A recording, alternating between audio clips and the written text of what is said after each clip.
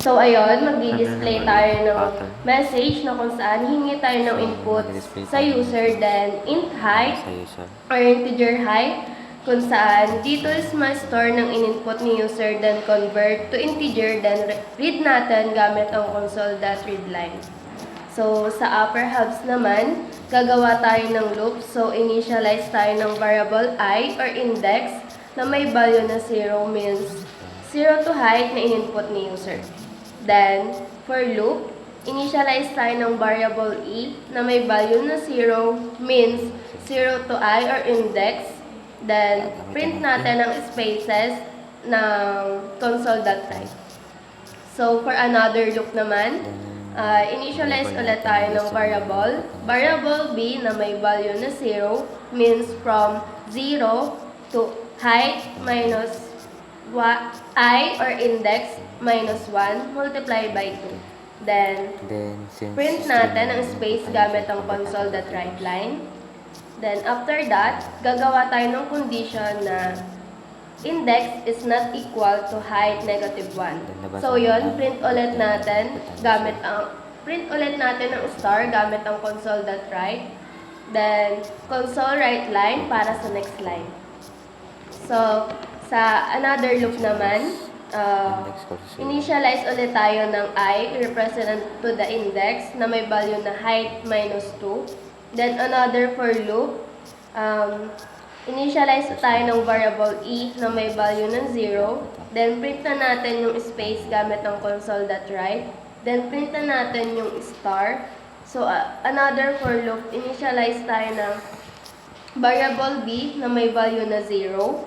Then, i-print natin yung space gamit ang console.write. So, yung if index is not equal to height minus 1, mag-print ang star gamit ang console.write. Then, yung console.write line naman ay for the next line. Mag-iterate kada row ang ating pattern. So, it runs from 0 to height minus 1. Yun lang.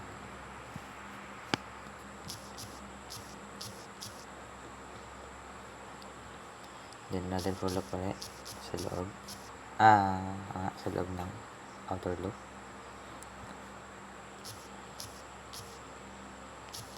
Initialize variable.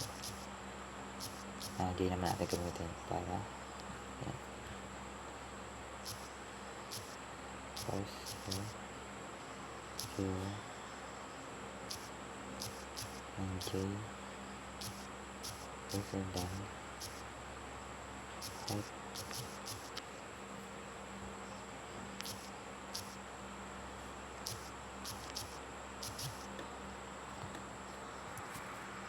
So, yan. So, inside ng outer loop, gamit tayo ng for loop para sa pag-iterate ng column ng pattern. So, this loop run from 0 to height minus 1.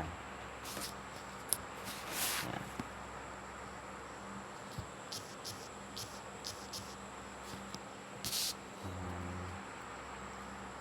If statement,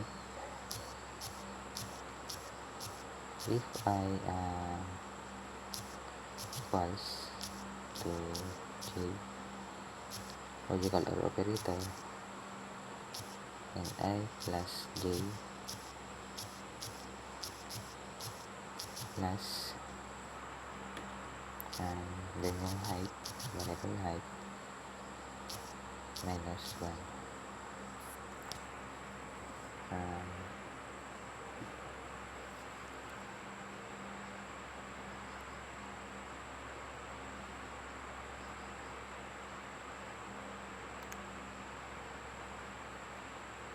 So, sa loob ng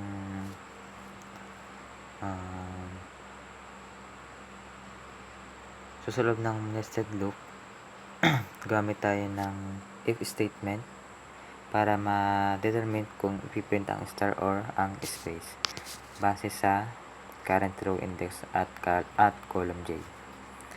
Kapag condition ay index is equals to j or index plus j equals site minus 1 ay naging true, ang may print ay star.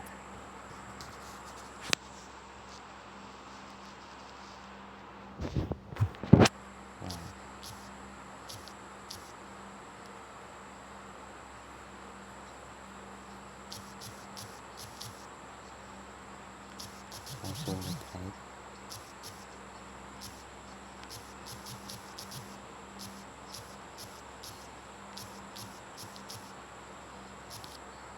Then, semicolon. Else.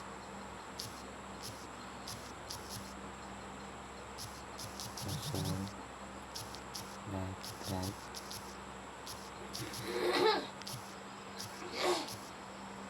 Then, star. Then, forget the tayo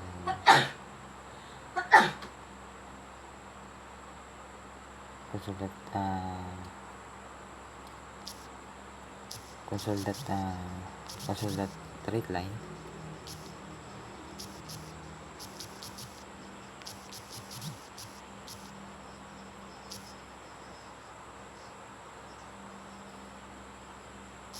Yan, console dot read key para di agad mag-close ang window kapag nag-display yung result. Okay. Try natin ito.